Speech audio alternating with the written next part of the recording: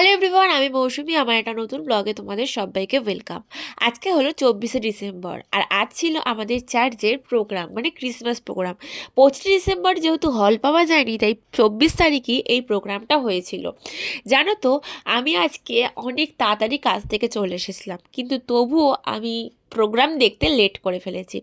আজকে কিন্তু বাবু, আমি এসেছিলাম, ছোদ্দি, বদ্দি, তারপরে পিয়াংশুর মা, পিঙ্কি, সবাই এসেছিল।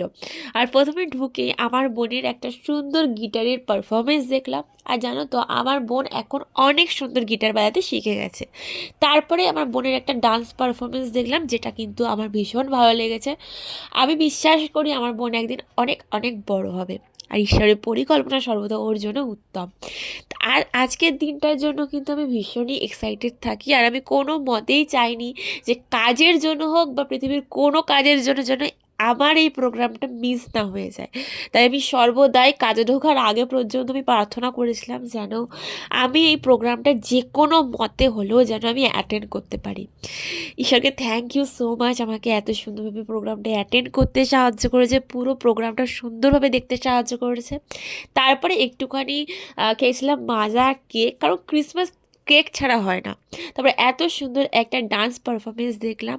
দেন একটা আমাদের নাটক হয়, যেটা স্ক্রিনের মধ্যে দেখানো হয়, ওটাই দেখলাম। আর আজকের দিনটা তো আমি বিভৎস মজা করেছিলাম।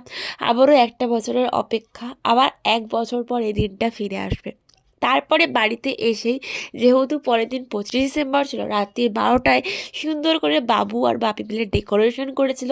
আর জানো তো, আমার মায়ের বার্থডে কবে আমরা কেউ জানি না, কিন্তু আধার কার্ডে যেহেতু 25 ডিসেম্বর রয়েছে, তাই সেই দিনটাকেই বার্থডে বলে আমার বাবা সেলিব্রেট করে। কিন্তু আমি তেমনভাবে কিছু করি না, কারণ ছোটোবেলা থেকে যেটা করিনি সেটা বড়োবেলায় করার কোনো মানেই হয় না।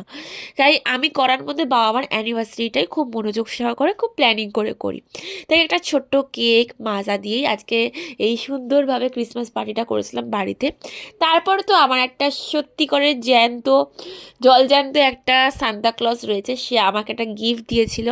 সবাই বলে যে বাবা মা সান্তা ক্লজ হয়, বাট কোনোদিন আমার বাবা মার কাছ থেকে আমি সান্তা হিসাবে কোনো গিফট পাইনি, কিন্তু বাবুর কাছ থেকে প্রত্যেক বছর পেয়ে এসেছি। তাই এবছর এক্সপেকটেশন ছিল দেবে, দিয়েছে।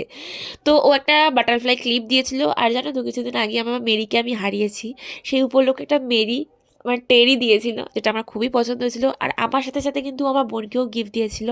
আর আমি কিন্তু এখনও পর্যন্ত কাউকে কোনো গিফট দিইনি, মানে তারপরে কি গিফট দিয়েছে নেক্সট পার্টে দেখাবো। আজকের মতো টাটা।